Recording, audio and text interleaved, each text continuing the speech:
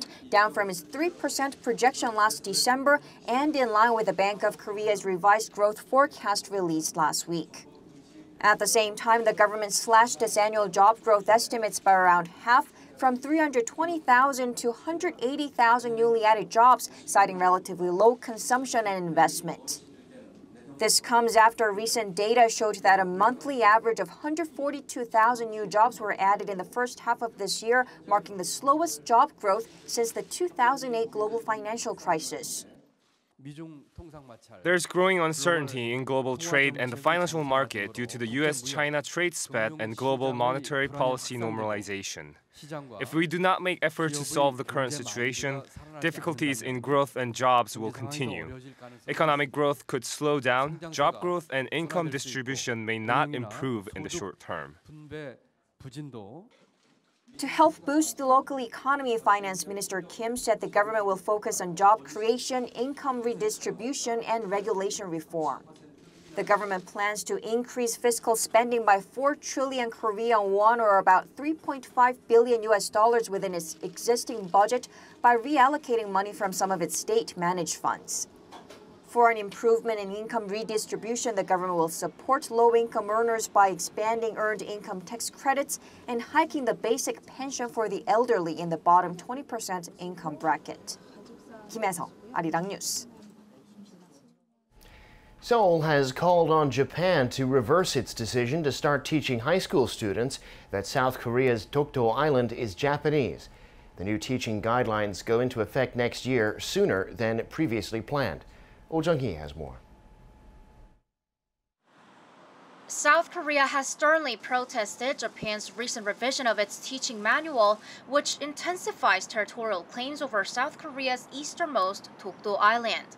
On Tuesday, Japan's Education Ministry posted a guide for high school teachers to teach, starting next year, that South Korea's Dokdo Island is Japanese territory and is called Takeshima. That's 3 years earlier than originally planned. Seoul called on Tokyo to immediately withdraw the plan. The South Korean government deems it very regrettable that the Japanese government revised its teaching manual for high schools to strengthen unjust claims over South Korea's Dokdo Island and strongly demands an immediate withdrawal of the claims. Seoul pointed out that Japan would be missing an opportunity to move forward by reflecting on past mistakes if Tokyo continues holding on to, quote, preposterous claims based on the, quote, wrong perception of history. Dokdo Island is clearly South Korea's territory historically, geographically, and under international law. The South Korean government makes it clear that it won't tolerate any provocations over Dokdo Island and will continue to respond resolutely. The Foreign Ministry also summoned Kohei Maruyama, a minister at the Japanese embassy, later on Tuesday. In March this year, Japan issued teaching guidelines that said high school textbooks should describe Dokdo Island as Takeshima starting 2022, but that schedule was moved forward by 3 years on Tuesday. Tuesday's guidelines refer to Dokdo Island as Japan's sovereign territory and claim that South Korea is illegally occupying the islets. Such a change is not minor because the teaching guidelines are legally binding and high school textbooks must reflect what's stipulated in the guidelines. In the previous revision in 2009, there was no direct mention of Dokdo Island. Oh Jung-hee, Arirang News. North Korea has agreed to return to the U.S. the remains of 55 American troops who were killed in the Korean War after the two sides met for working-level talks on Monday. The newspaper Stars and Stripes reported Tuesday, citing a U.S. official, that the remains will be flown out of the north, either to Osan Air Base in South Korea or to Hawaii. And this is likely to happen on July 27th, the 65th anniversary of the Korean War armistice. But the official added that the date and the number of remains could change, with another meeting between the North and the U.S. coming up very soon.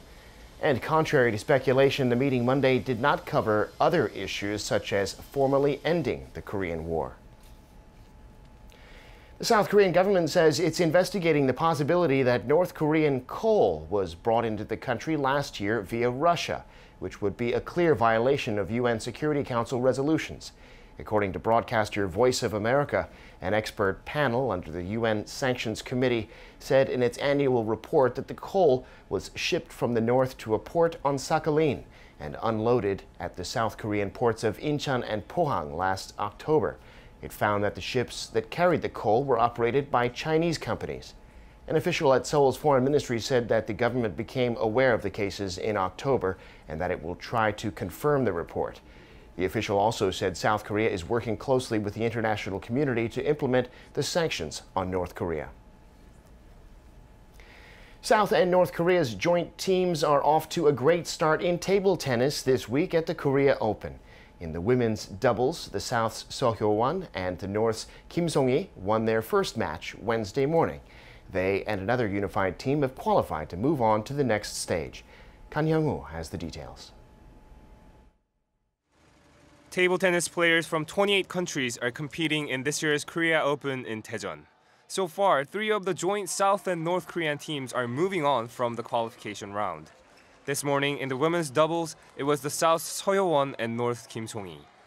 The duo dominated their opponents from Uzbekistan, taking each of the first 3 sets 11-4, 11-5, and 11-2. In the mixed doubles, South Korea's Yoon Chung and North Korea's Choi beat a more competitive Spanish team Tuesday night. Having had only 2 days of practice together, Yoo and Choi were on the brink of elimination after they lost 2 of the first 3 sets. But they bounced back to take the 4th set and force a tiebreaker.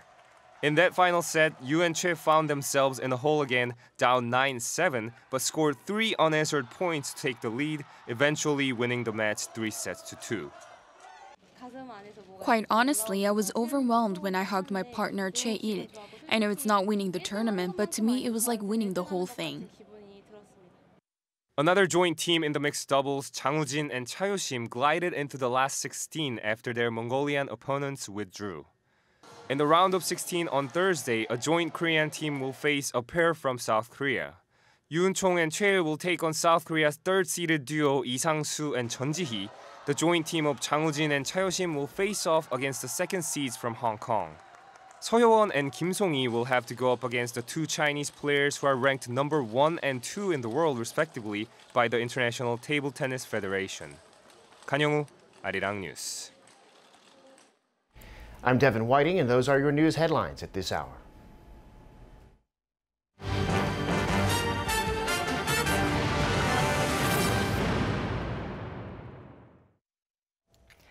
US President Donald Trump previously demanded the immediate denuclearization of the Korean Peninsula, but now he seems to be taking a step back, saying there is no rush and no time limit for ending North Korea's nuclear weapons program. Oh Se-young has more details. President Trump has indicated he's not in a hurry to denuclearize North Korea. Speaking to reporters at the White House Tuesday, Trump said there's no time limit nor a speed limit on getting Pyongyang to abandon its nuclear weapons. He was quick to add, however, that talks between the 2 sides are ongoing, with American hostages back from the north and no nuclear or missile tests in months. Trump's remarks represent a shift in tone from just last month, when the US leader said that the process should start without delay and could begin very quickly. He has accused past US governments of allowing the regime to buy time to build up its nuclear arsenal by engaging in time-consuming step-by-step negotiations with the North. In recent weeks, however, Trump himself has been on the receiving end of criticism for a perceived lack of progress after his June 12 summit with Kim Jong-un. Their accord on denuclearization was largely seen as vague and short on detail. A follow-up meeting between US Secretary of State Mike Pompeo and North Korean officials in Pyongyang this month also failed to produce specific agreements or a timeline on denuclearization. Pompeo, however, has stressed he does not have a timeline for the North, and with President Trump's recent remarks that there's no rush, observers are divided on whether this is a negotiation tactic or simply the administration's failure to narrow differences with Pyongyang. North Korea has called for a gradual denuclearization process met with synchronized concessions from Washington. Addressing the growing skepticism on Tuesday, President Trump said that his administration is just going through the process and that discussions are going very well. Oh Se-young, Arirang News.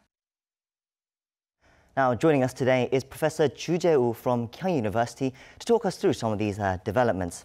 Welcome to the show, Professor. Thank you. Now, as you just heard, President Trump has said that there is no rush and no timeline for North Korea's denuclearization, and he said that they are going through the process at the moment. It's a huge contrast from before when he said he wanted immediate denuclearization and that it would happen very quickly. Yes. What do you make of this change?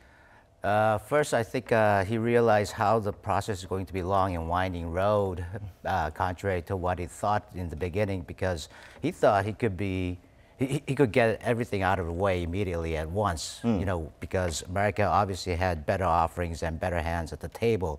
So he might have thought that in business deal, when you have upper hand and you have better offerings, then you could get the deal done pretty immediately and fast.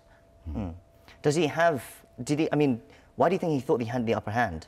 Because obviously he had more offerings to North Korea because, you know, with sanctions on the table, by lifting up the sanctions, it could boost, you know, North Korea's economy, just like Trump has been emphasizing over the past few months. If North Korea decides to go denuclearization, then they could lift up the sanctions, and then by lifting up the sanctions, North Korea could get a better economic incentives. And that's what businessman Trump had thought before. Trump has said he'll keep the sanctions in place. Yes.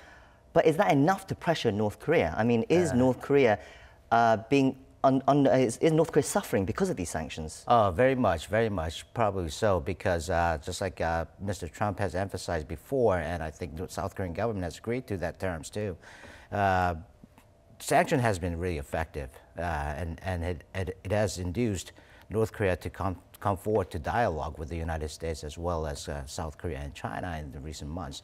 So I think it shows that, you know, how compounded their economy has been by the effect of the sanctions. So I think it has been working pretty well. But there are always sources that saying North Korea is doing something to get around them, and that they can avoid them this way and that, and China is helping them. That's right. Is there some ground to that? Yes, there were, you know, numerous cases like that, you know, in the past, you know, especially when, you know, after the first and up to fourth nuclear test by North Korea and, you know, international community, although it has adopted some UN resolutions, but there was some, you know, leak holes in China and Russia at the time. So, you know, they found a way to get around with it. But this time, you know, with full participation and full commitment from Chinese side, I think that's what has been causing troubles to North Korean economy and North Korea itself. Is there full participation from Chinese side though at the moment? Because China has already said they had started making moves to lift certain sanctions, like they've restarted chartered flights back and forth from China and North Korea. And tourism was on the up before the US got involved a little bit and said, can you slow that down a little bit?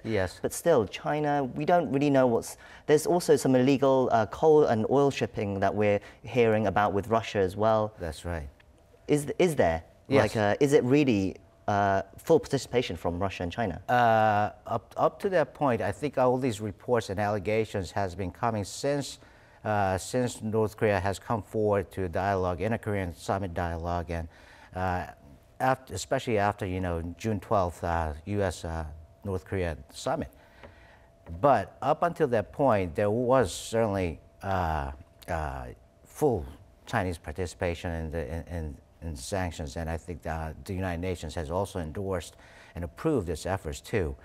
But following the, you know, series of summit, it seems like China has been softened, if not lifted up the sanctions on North Korea. It has definitely softened. Let's go back to a little bit to what Trump has said. So he's saying there's no timeline and that there's no rush. That's right. And he's allowing North Korea time. That's right. But doesn't that mean that he's easing pressure on North Korea as well? I don't think he means to ease pressure on North Korea, but rather he realizes how long of a process this is going to be instead of package deal. So he realizes that it's going to be a long and winding process. So therefore, he's offering more inducements to North Korea to bite the bait of, you know, denuclearization, but it doesn't seem that it's going that way thus far. Is there anything he can do? Is there what does he have to do now? Obviously, he's shifted his gears to phase process instead of a package deal, just once and done deal.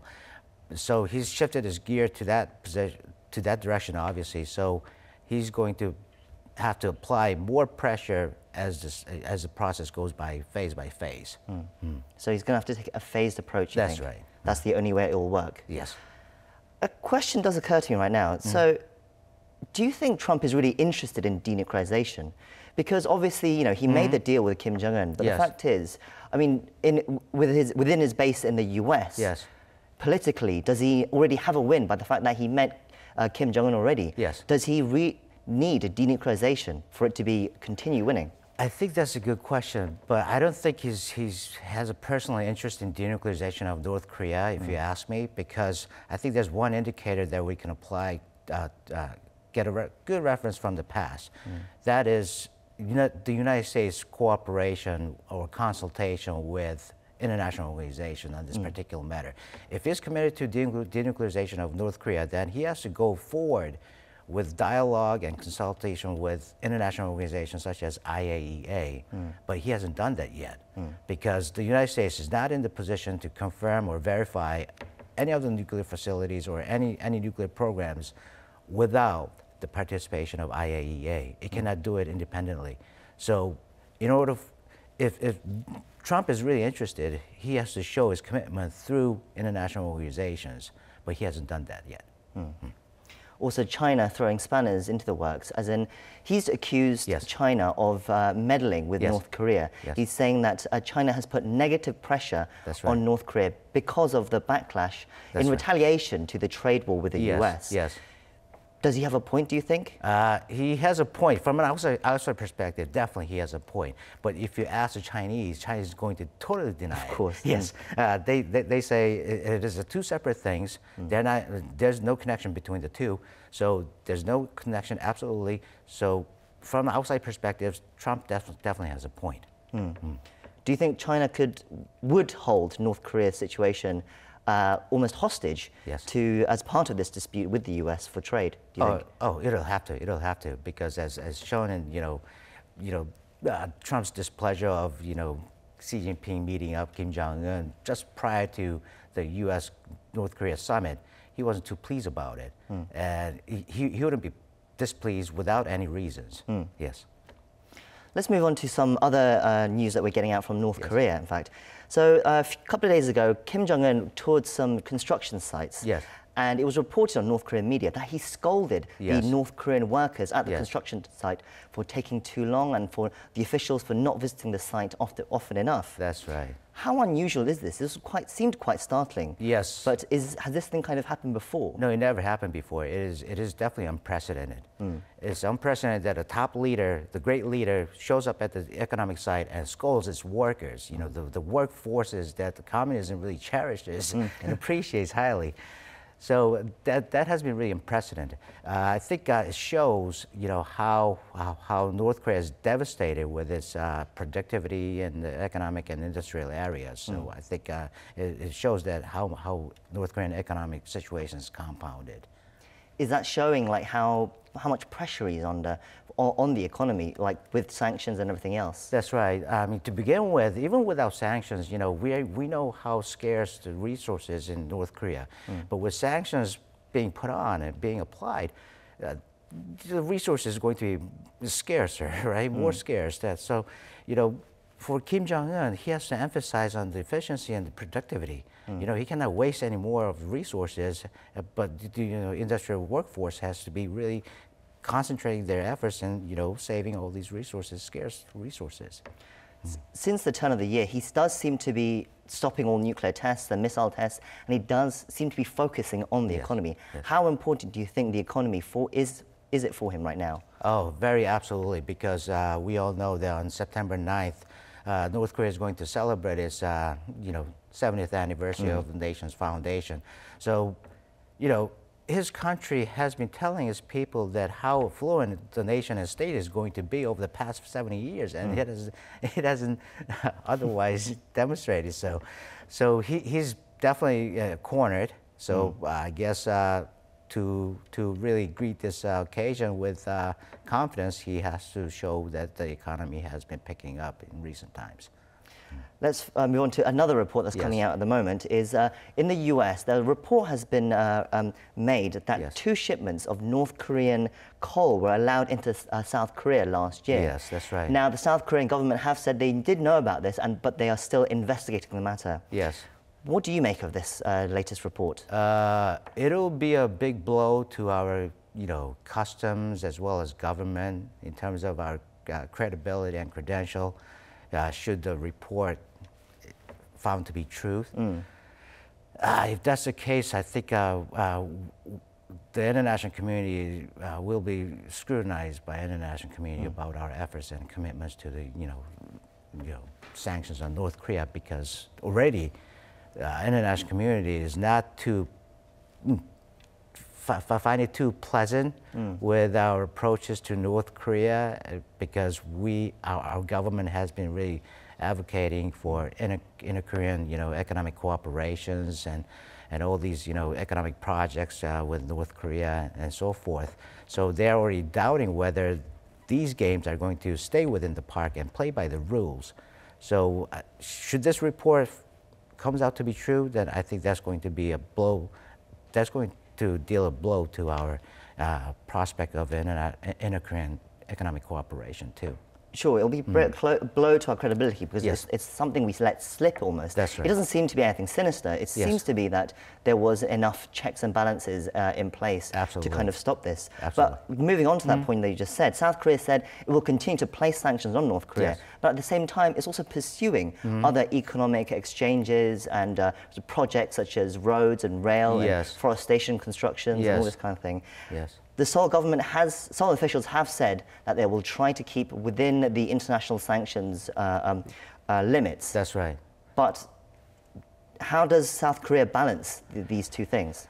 I think that's a really good question and really critical for our future inter-Korean cooperation on the economic front. But like I said, all these prospective projects should be played by the rules and play within the ballpark.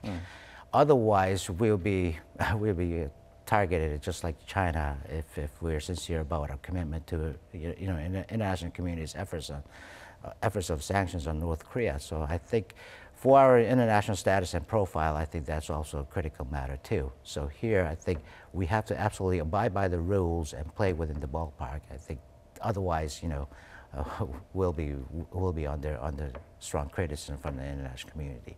But at the same time, for the Moon administration, this is an opportunity he's not going to let go. He can't let go almost. No, he cannot let go.